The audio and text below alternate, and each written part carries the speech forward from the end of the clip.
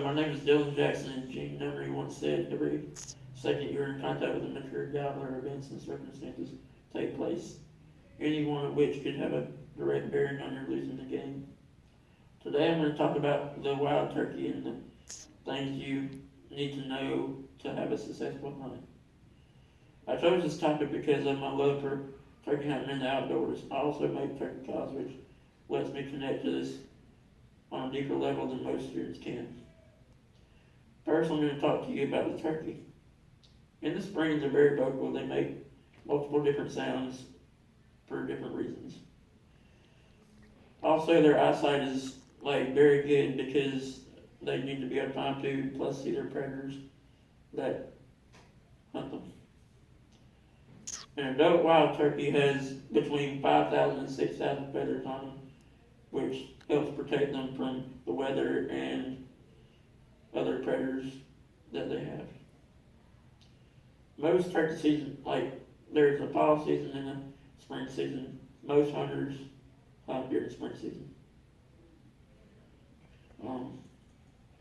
Next, I'm going to talk to you about the types of turkey calls that people use to mimic turkeys.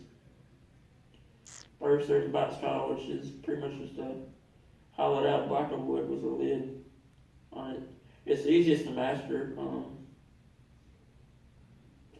and the way you condition it, you put chalk on the bottom of the lid to cause friction when you pull it across the hollowed out piece.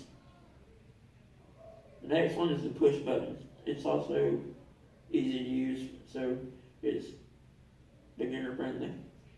It is a piece of dowel rod that's put through a hole that goes all the way through the piece of wood. It's similar to a box call, but it's not. It don't use chalk or a lid. The next one is the pie call, which is the type of call I make.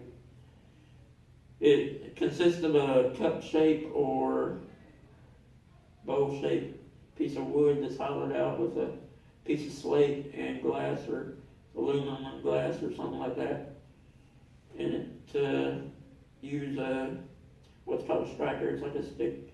It's a stick of wood that you use to play on the surface. This one is pretty easy to use, but it's more difficult than the first two. Next is the last is the mouse call. It's the most diverse, most realistic call out of the four. And it's air operated. You stick it in your mouth, and it's made up of a little metal frame, latex, and a piece of tape.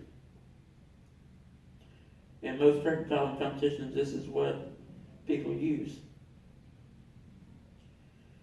Lastly, we're going to talk about the equipment that you need, which is more important than any calls or anything like that you need to know.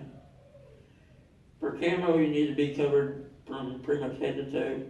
Unless you're in a ground blind, then you can pretty much just wear a black t-shirt and black mask to black yourself out.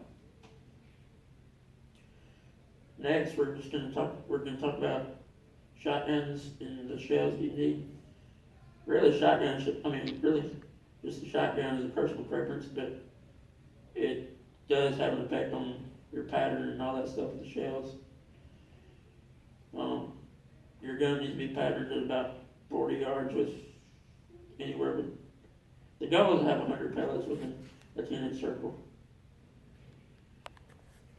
which a lot of people nowadays are going to something called TSS, which is tungsten super shot, I think, which highly out patterns everything else in the stores. Next is their decoys. You don't necessarily need these, but it does help in some cases, depending on where you're hunting. Most people use just a jake decoy and a hen decoy that's in breeding position, but there's also people that use a gobbler decoy in strutting position. Strutting is like when the gobbler's fanned out and woman. Lastly is the best, which is important for ease of access to strikers and mouth tiles and all that stuff. It needs to have several pockets, that way you can easily reach in and grab what you need quickly. I'm almost done, just bear with me a little longer. Today we talked about turkeys, the type of turkey calls and the equipment needed for a successful hunt. Knowing these things will help you this spring work while hunting. Okay.